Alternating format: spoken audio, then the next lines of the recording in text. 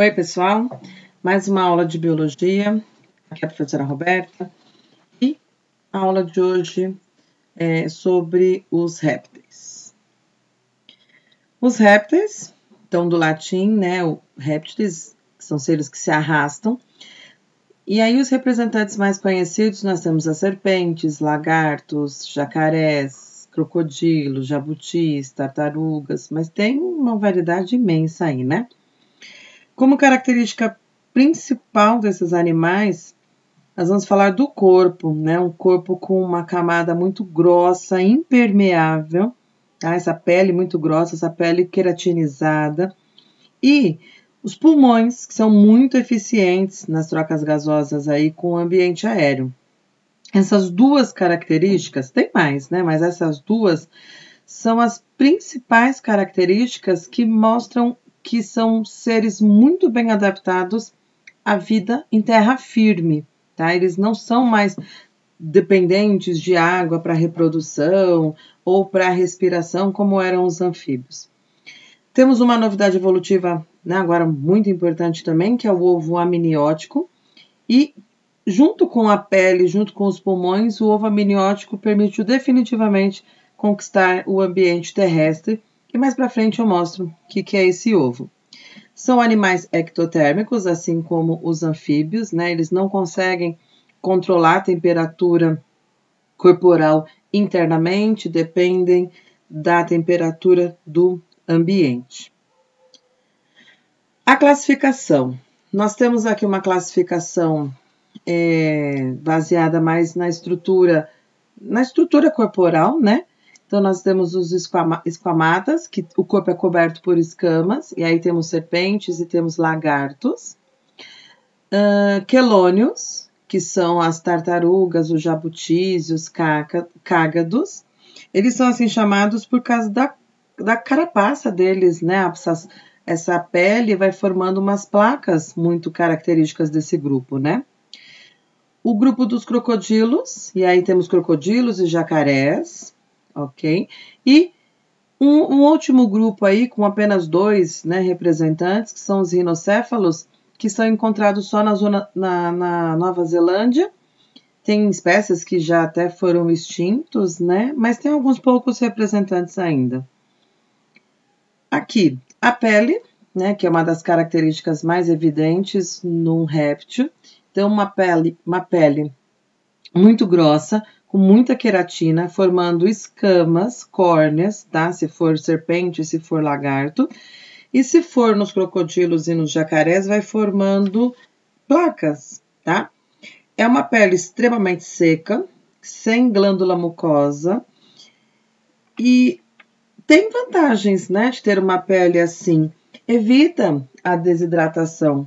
E isso permite que esses animais vivam em ambientes muito secos. Nós temos representantes desses répteis nos desertos, inclusive, né?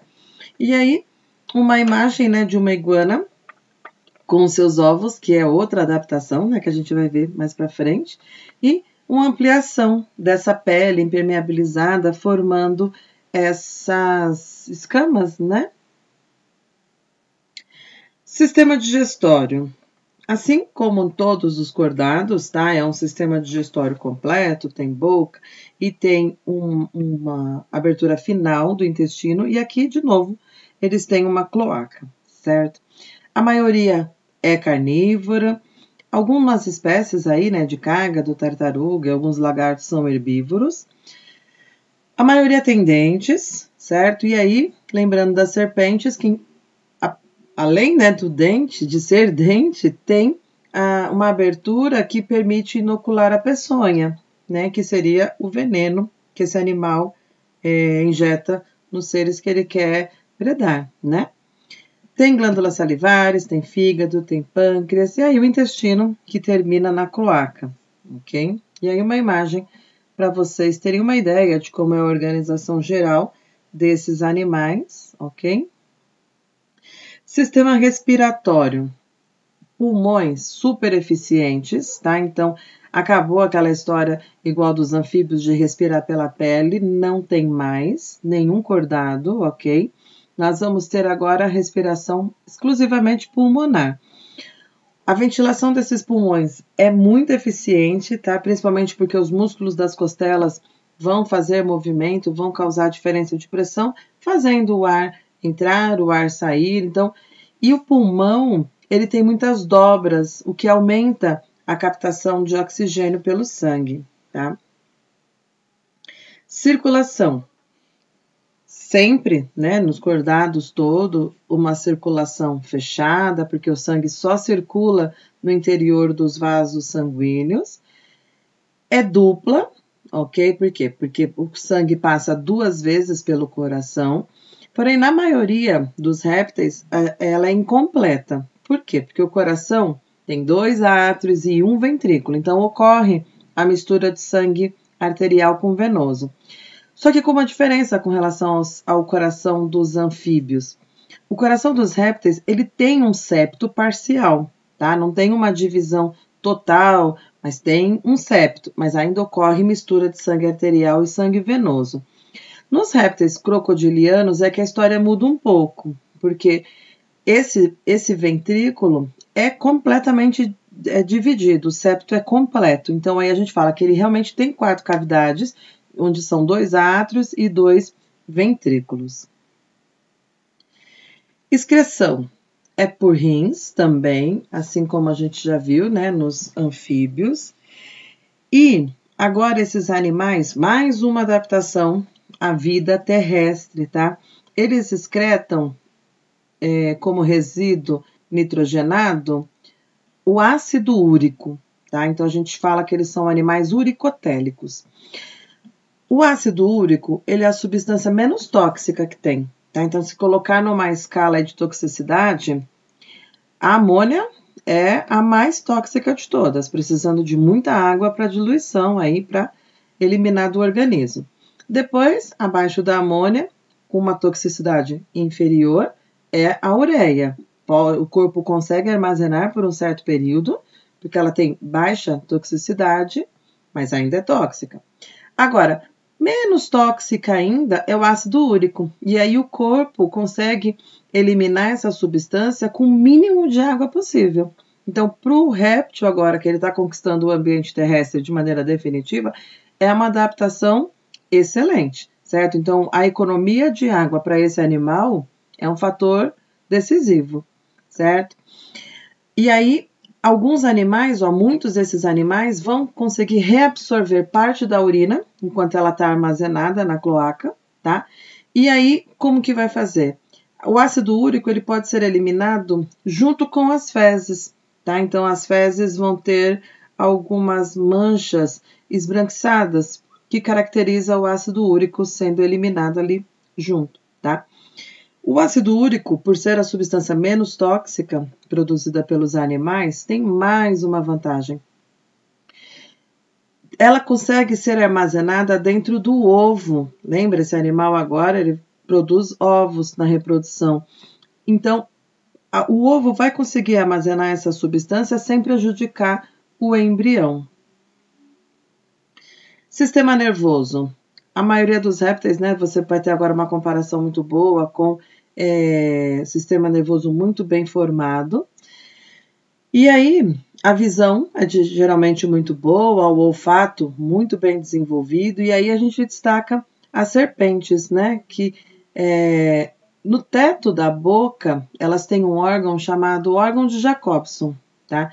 E esse órgão, ele vai permitir, né, que essa cobra, essa serpente, na verdade, ela sinta gosto ali, o gosto das coisas, do ar, né, que vem naquela estrutura, tá? Por isso que ela sempre coloca a língua para fora, e aí, ao ela colocar de novo para a boca, a língua leva essas substâncias capturadas aí no ar, que aí ela vai identificar, tá bom? O sabor, né, do ar, digamos assim, ok?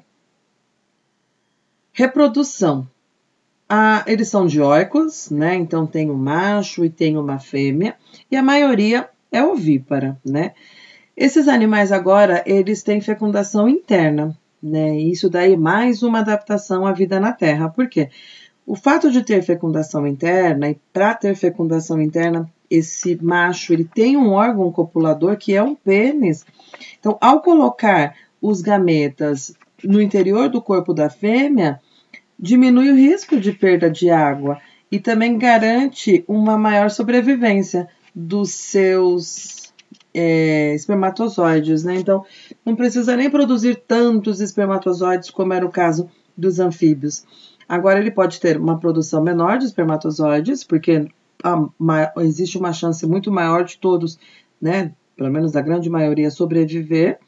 E essa quantidade de esperma que precisa ir pode ser menor. Então, ele vai perder menos água ainda para enviar esses gametas para o corpo da fêmea.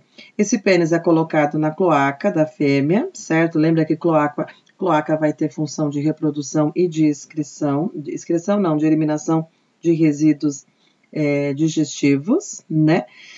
A fecundação é interna e o desenvolvimento é direto, tá? Não tem estágio larval. Quando nasce, já nasce ali um indivíduo, só é miniatura do adulto, né?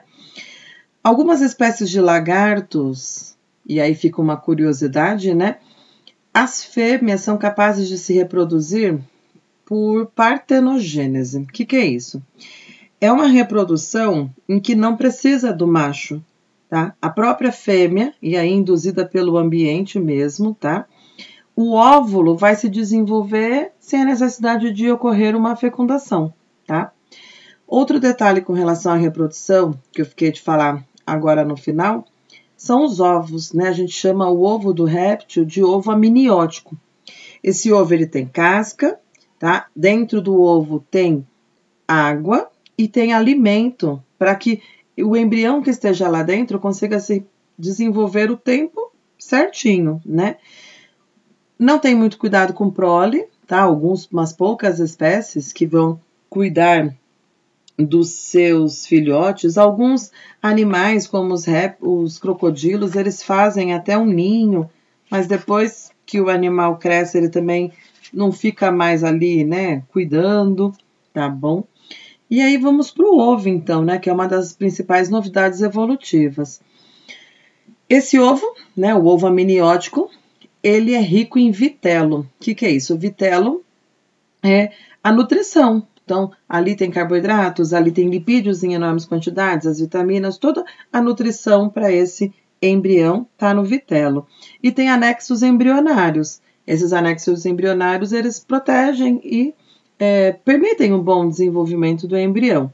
A casca, né, importante aí nesses animais agora, é uma casca porosa, que vai permitir trocas gasosas entre o meio e o embrião. E essa casca, além de proteger, né, e permitir essa troca gasosa, ainda evita a perda de água. Então, a evaporação não vai ocorrer de maneira descontrolada. Está descrito embaixo os 4 anexos embrionários, de maneira bem resumida, tá? Primeiro, você vai ter o âmenio, certo? E o âmenio aí tá como proteção. Por que proteção? Porque ela é uma bolsa cheia de líquido que envolve o embrião. E essa bolsa, ela vai proteger o embrião da dessecação e de repente, algum choque mecânico, né? Então, protegendo por 2 pontos de vista aí esse embrião. Depois também tem um outro anexo embrionário, que é o saco vitelínico, associado à nutrição, né? Então, é uma bolsa ligada ao embrião, que lá ela tem a nutrição, né? Ela tem carboidrato, ela tem lipídios. Outro anexo bem importante é o alantoide. Aí tá comum, fralda, entre aspas, né? Para você memorizar melhor. Por quê? Ela tem a função de armazenar as excreções produzidas pelo embrião durante o desenvolvimento.